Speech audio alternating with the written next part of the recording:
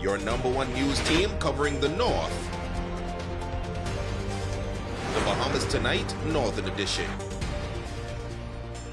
Welcome back. Fellow educators reflecting on the contributions of former Education Director Clarence Carroll, who passed away this past weekend. He is being remembered as a teacher's teacher whose work continues to lay a positive print in classrooms throughout the country. Our Jamila Mizik reports. He has left an indelible mark on the education sector across the Bahamas, that according to those who knew him personally. Clarence Carroll started out as a classroom monitor in his hometown of Long Island and eventually rose as the director in the Ministry of Education, a role he held for a number of years. The Long Island native is being remembered by fellow Long Islanders and former educators Hezekiah Dean and Joseph Darville as a man who came from a good family and one who inspired them as educators. I've never met anybody as eloquent as he was.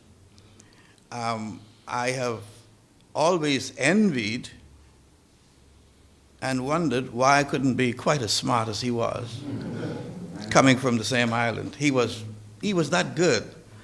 And when he spoke with you, if you got on any topic, eloquence just flowed. He just knew it. He was brilliant. He had such knowledge and understanding. He is what I would call an example of Solomon, a man full of wisdom, which if you have knowledge with that, then you have this stream of knowingness, which means that at any situation, you know everything.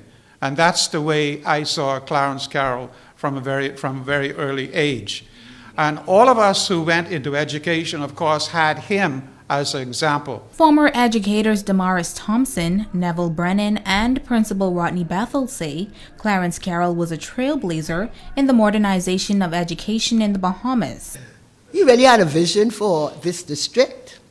He believed in teachers and principals, and he believed in them being developed and becoming leaders and really very good at their craft.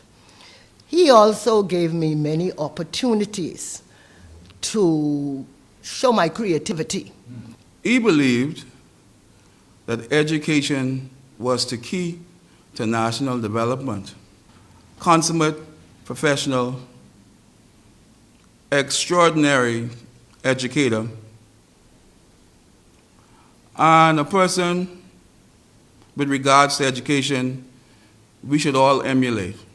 He took us beyond chalk and talk, the typewriter era, right into the world of cell phones and the computer.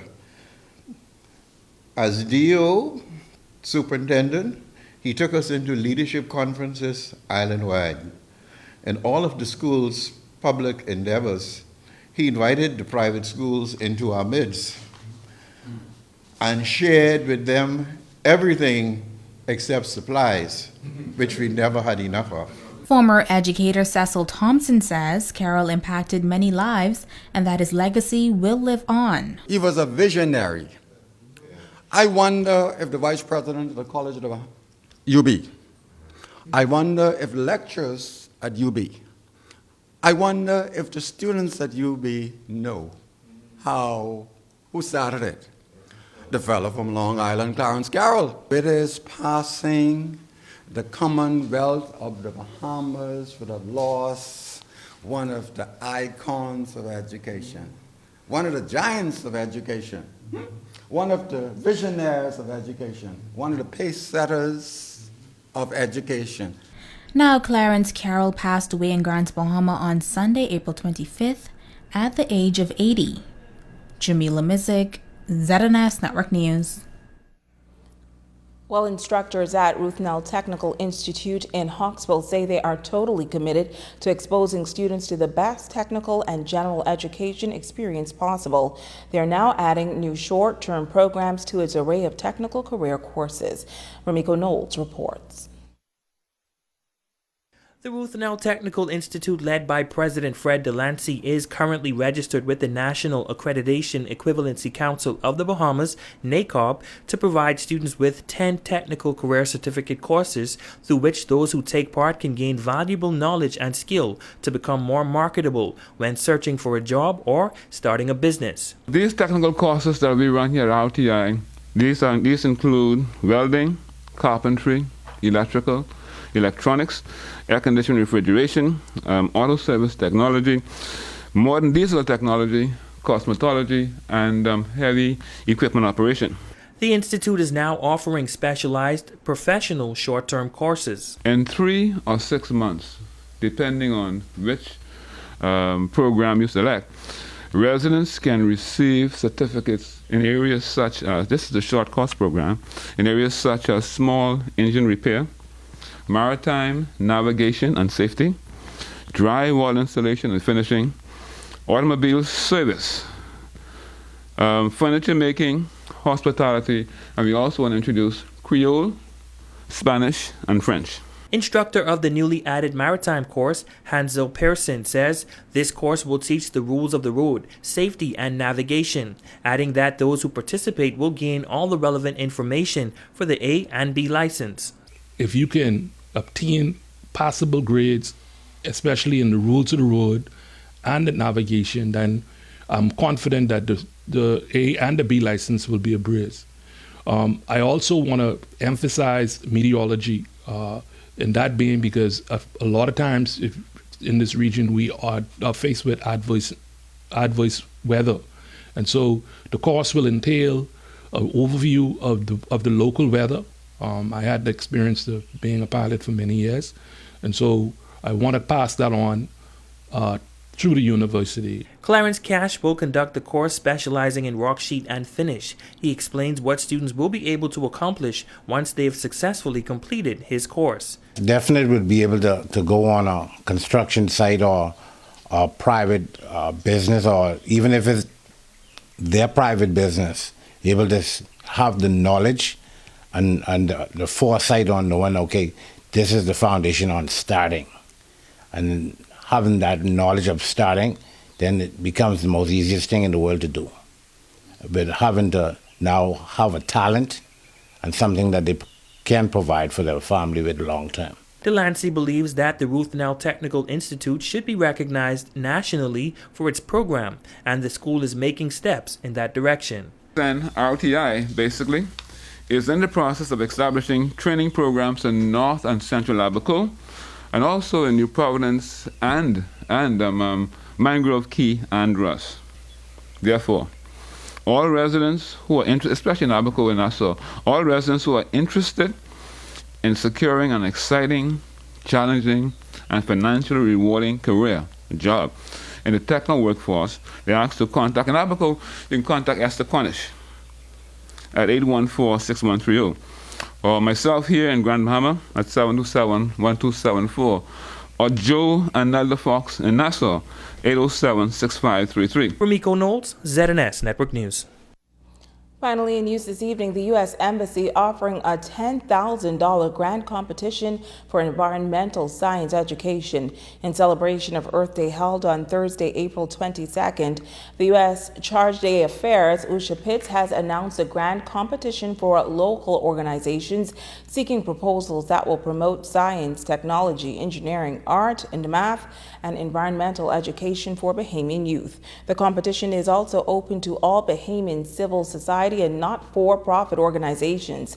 The application deadline is May 31st. Interested organizations should carefully review the details and requirements for the grant competition at bs.usembassy.gov/education-culture/programs. Now, an informational session for organizations interested in submitting proposals for the grant funding is scheduled for Thursday, May 6th at 4 p.m. If you're interested, you can follow the U.S. Embassy Nassau Facebook page for registration details. Stay with us. A check on sports is next with Jay Philippe.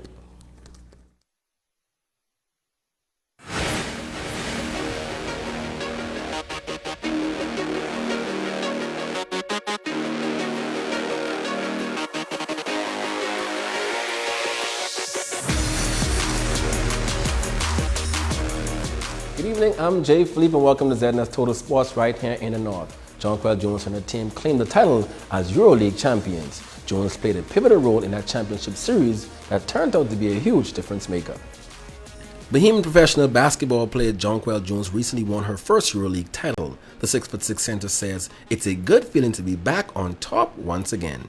This is my first year really being able to finish a EuroLeague season because my first year, the second passport that I got wasn't approved in time by EuroLeague, or I guess the FIBA Federation.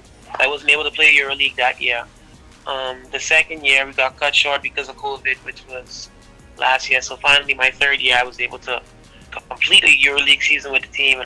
Jones, who was drafted into the WNBA back in 2016 with the 6th overall pick, says her experience playing in Europe for a franchise like UMMC at Ekaterinburg was special. It's definitely the best team in the world. Like we have a private jet and everything like that. Like they treat us like professionals here. So, but this UMMC has been the benchmark for a very long time. Like Diana Taurasi has played here. Penny Taylor has played here. Just a lot of great players. If you look at the history of this club has always been great. So, this is like the place to be. Jones is currently in Russia, making plans to return to the U.S. for training camp with the Connecticut Suns right in time for the WNBA season, which is expected to start May 14th. It's a lot of new pieces and a lot of people that I haven't even played with before that are on the team.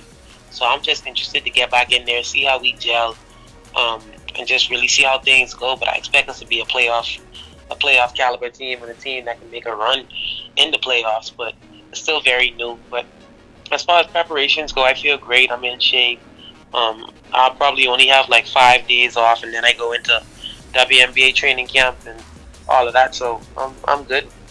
Switching gears now to baseball, the Grand Bahama Little League is finally back, with Little League officially opening the season this past weekend. In coach pitch, the Red Sox defeated the Buccaneers 9-8. In Major League play, the Predators and the Buccaneers finished the game with a tie score 6-6. In the Junior League, it was the Buccaneers that edged out the Hurricanes 4-3. And in the Senior Division, the Westgate Reapers got the win over Crazy Joe's Rebels. The final score was 7-6. And that's a quick check on sports right here in the North. I'm Jay Philippe. Be blessed.